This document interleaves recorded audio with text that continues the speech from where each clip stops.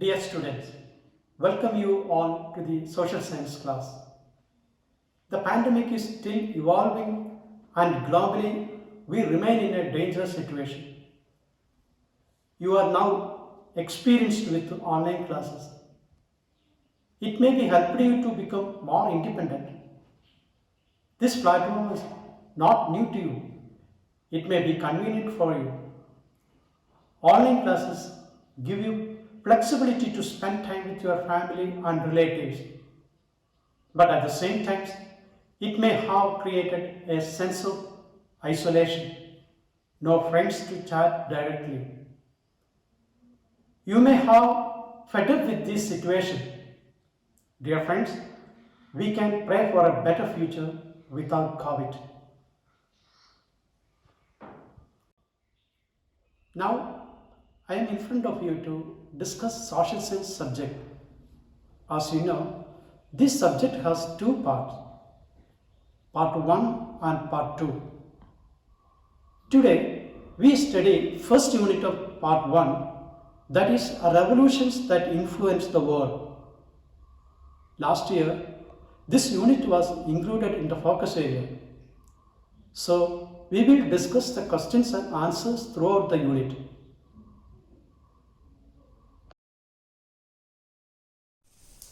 Let us hear a few lines from the poem Oru Udbodhanam by Kumaran Ashan. This is given in your textbook. മഹാകവി കുമാരനാശാന്റെ ഒരു ഉദ്ബോധനം എന്ന കവിതയിലെ വരികൾ.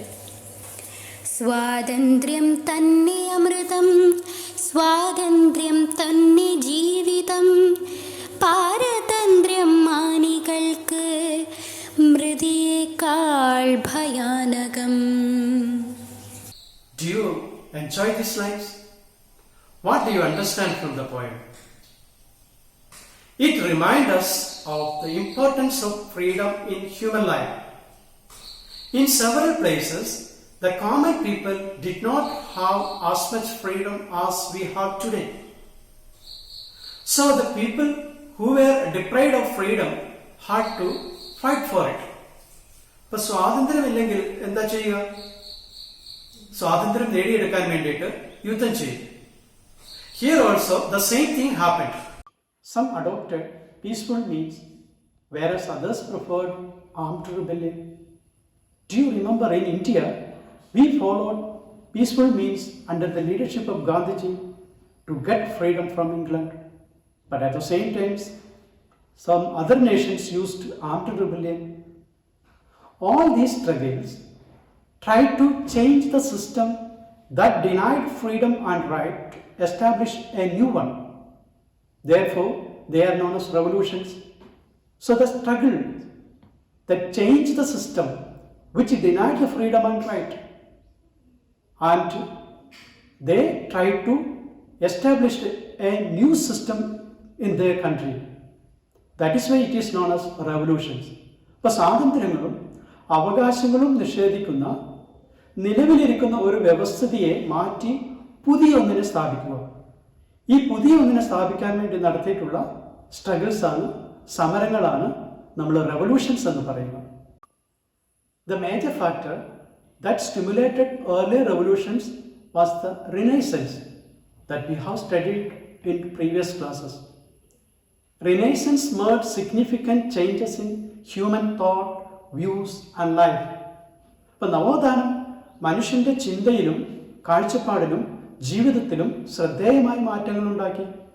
അതുകൊണ്ടാണ് റിനൈസൻസിനെ major factor that stimulated earlier revolution എന്ന് പറയാനുള്ള കാരണം. Let us examine the features of Renaissance. First one, humanism, scientific temper, rational thinking, critical thinking. These are the features of Renaissance. These novel ideas of Renaissance motivated people to question irrational beliefs and traditions.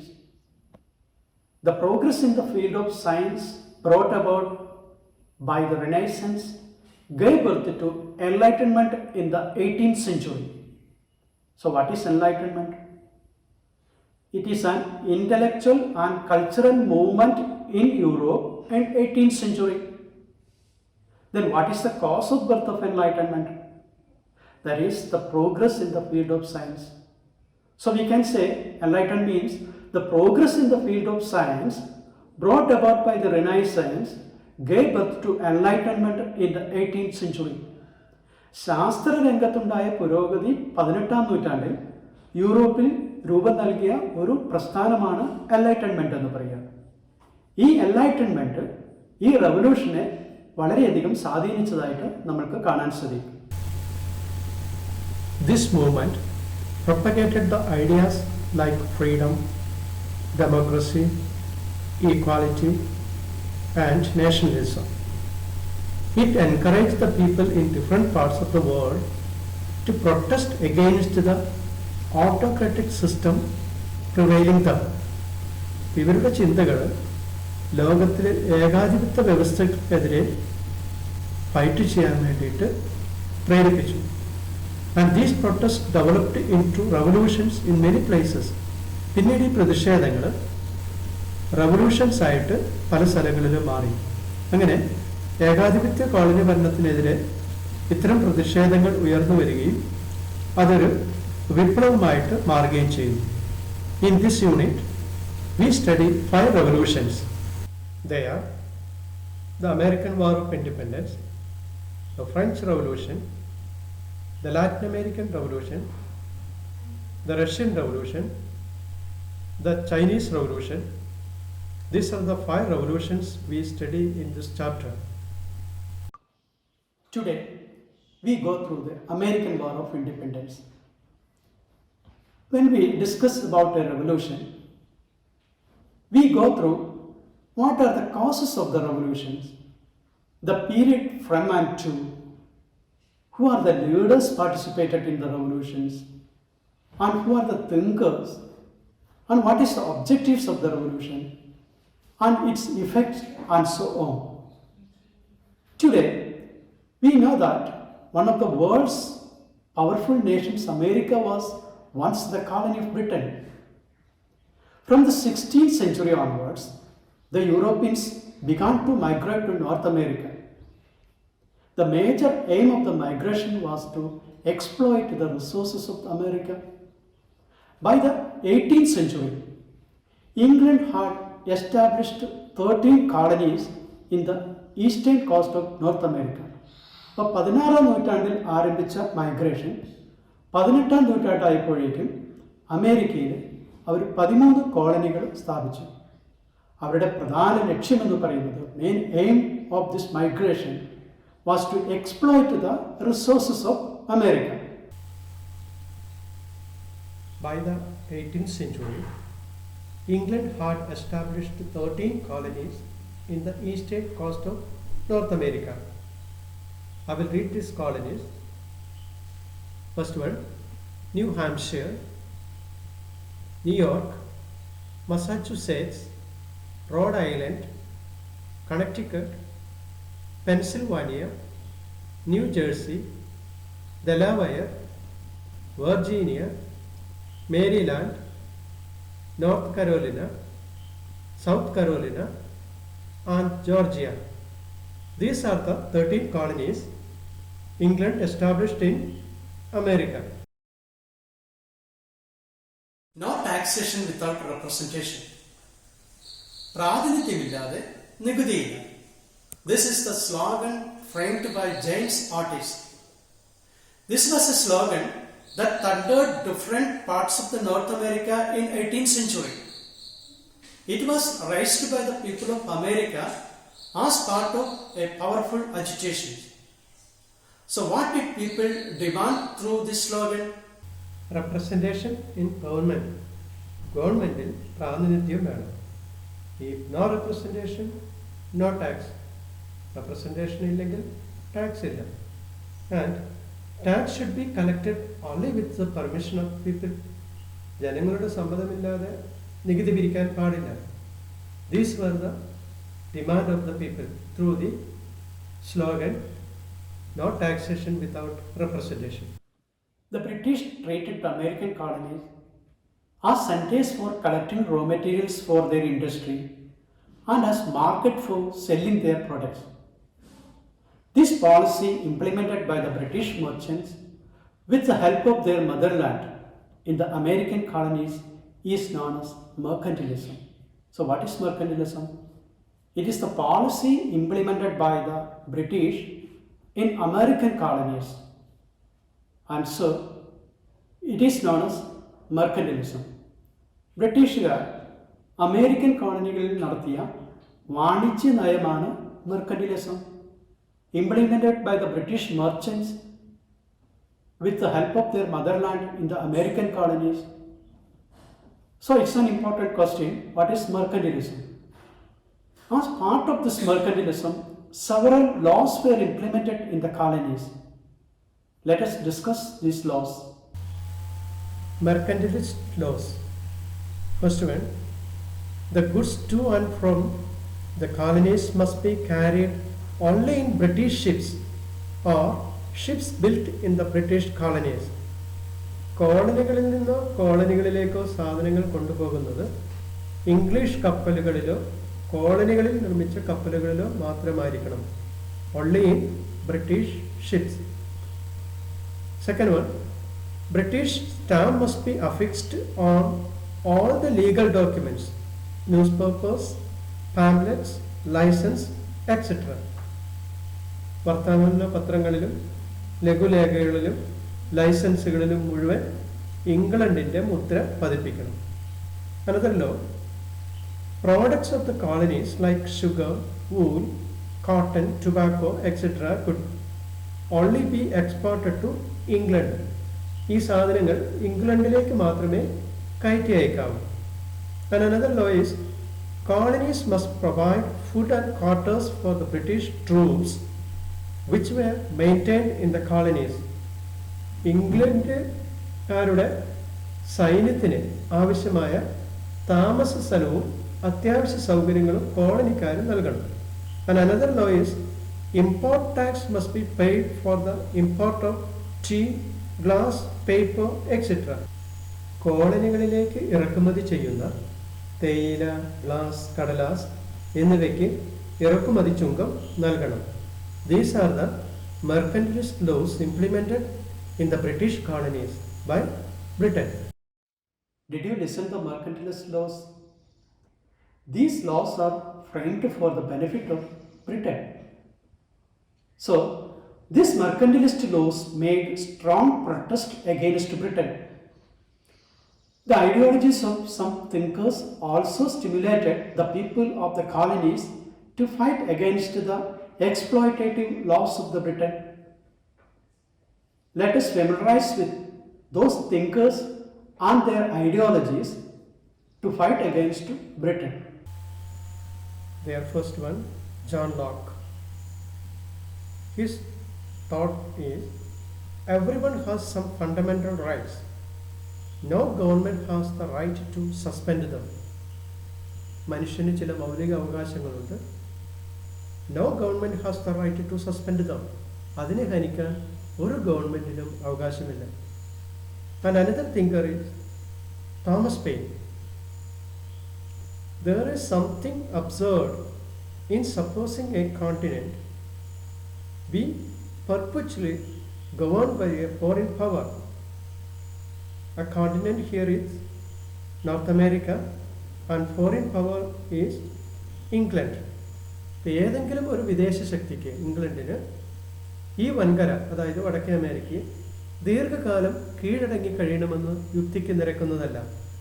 So these ideologies stimulated the people of the colonies to fight against the exploitative laws of the British. So, the American colonies decided to protest against the laws and policies of the British. Which laws? The mercantilist laws. The delegates of all the colonies except Georgia met at Philadelphia in 1774. It is known as the First Continental Congress.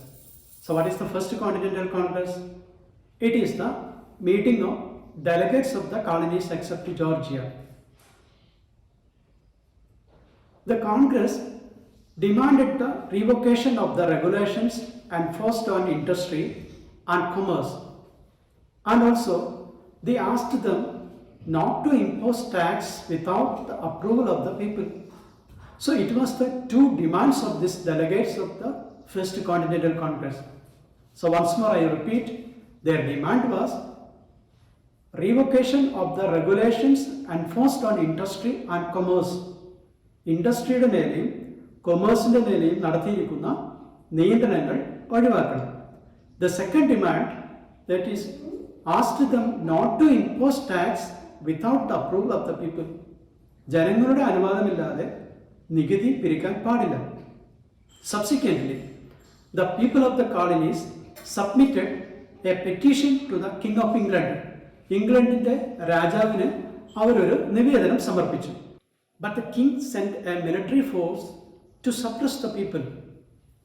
This led to the war between England and the colonies. Again, the delegates of the colonies met at Philadelphia in 1775. It is known as Second Continental Congress. So, what is the First Continental Congress? 1774, the delegates of the colonies met at Philadelphia. And Second Continental Congress happened in 1775. And in this Congress, they elected George Washington as the Commander-in-Chief of the Continental Congress. During this time, Thomas Paine declared through the pamphlet titled Common Sense, it was wise for the Americans to break the ties with Britain. So Common Sense is the pamphlet. In that pamphlet, Thomas Paine declared it was wise for the Americans to break the ties with Britain. ഇംഗ്ലണ്ടിൽ നിന്ന് വേർപിരിയുകയാണ് അമേരിക്കക്കാരെ സംബന്ധിച്ച് നല്ലത് എന്ന് ഈ common sense എന്ന് പറയുന്ന പാംപ്ലെറ്റിലൂടെ Thomas pain ആവശ്യപ്പെടുന്നുണ്ട്. By this time, the American Continental Congress issued a famous Declaration of Independence on 4th July 1776. 1776 പ്രസിദ്ധമായിട്ടുള്ള സ്വാതന്ത്ര്യ പ്രഖ്യാപനം നടക്കുന്നു. This declaration was prepared by Thomas Jefferson and Benjamin Franklin. The war between England and the colonies in North America ended in 1781 with this declaration.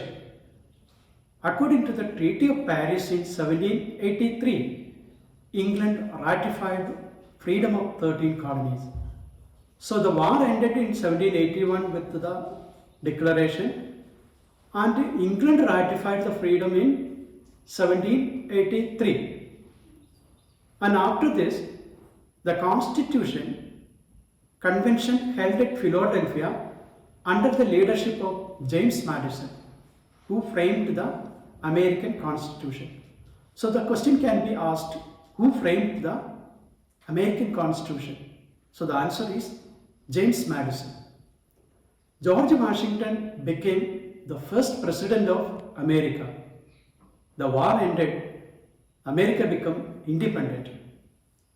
And so we can see it influenced the later world. American freedom influenced the world, and how do they influence? Or what are the effects of American War of Independence? Gave direction and motivation to the later freedom struggles and revolutions all over the world. പിൽക്കാല സ്വാതന്ത്ര്യ സമരങ്ങൾക്കും വിപ്ലവങ്ങൾക്കും direction and motivation, പ്രചോദനവും ലക്ഷ്യബോധവും നൽകി. And another effect is put forward the concept of republican form of government. Republican ഭരണരീതി എന്ന ആശയം മുന്നോട്ട് വെച്ചു. And prepared the first written constitution. ആദ്യത്തെ എഴുതപ്പെട്ട ഭരണഘടന തയ്യാറാക്കി. And contributed to the concept of federal system that ensured freedom and authority of states in the union. സംസ്ഥാനങ്ങൾക്ക് സ്വാതന്ത്ര്യവും അധികാരവും നൽകുന്ന ഫെഡറൽ സിസ്റ്റം എന്ന ആശയം ലോകത്തിന് നൽകിയതും അമേരിക്കൻ സ്വാതന്ത്ര്യ സമരത്തിന് ശേഷമാണ്. This part is over. Let us discuss some questions you can expect 1 mark questions, 2 marks questions, 3 marks questions, 4, 5 and 6. And you need to write only the points for these questions as answers. We can go through some questions expected from this unit. What is enlightenment? What are the ideas propagated by the thinkers of enlightenment? And another question, who raised the slogan, no tax without representation? Next question, what is mercantilism? Write any 3 mercantilist laws. In which year the first Continental Congress held? Who wrote the pamphlet Common Sense? Another question, who was the leader of the preparation of American Constitution? Next question, the impact of American independence movement on later world history, or it can be asked in another way, what are the effects of American Revolution? Sometimes you will be given certain events, First Continental Congress, Second Continental Congress, Declaration, Paris Treaty and so on, and ask you to make it in a chronological order. അതുകൊണ്ട് തന്നെ നിങ്ങൾ ഈ സംഭവങ്ങൾ നടന്ന വർഷങ്ങൾ 1774, 1775, 1776, 1781 ഇങ്ങനെ സംഭവങ്ങൾ കൃത്യമായിട്ട് ഓർത്തിരുന്നാൽ മാത്രമേ അതിനെ ആദ്യം സംഭവിച്ചത്, രണ്ടാമത് സംഭവിച്ചത്, അങ്ങനെ ഓർഡറിൽ നമുക്ക് എഴുതാൻ സാധിക്കുകയുള്ളൂ. So we stop the class here. Read the textbook well and study well. Have a nice day. Thank you.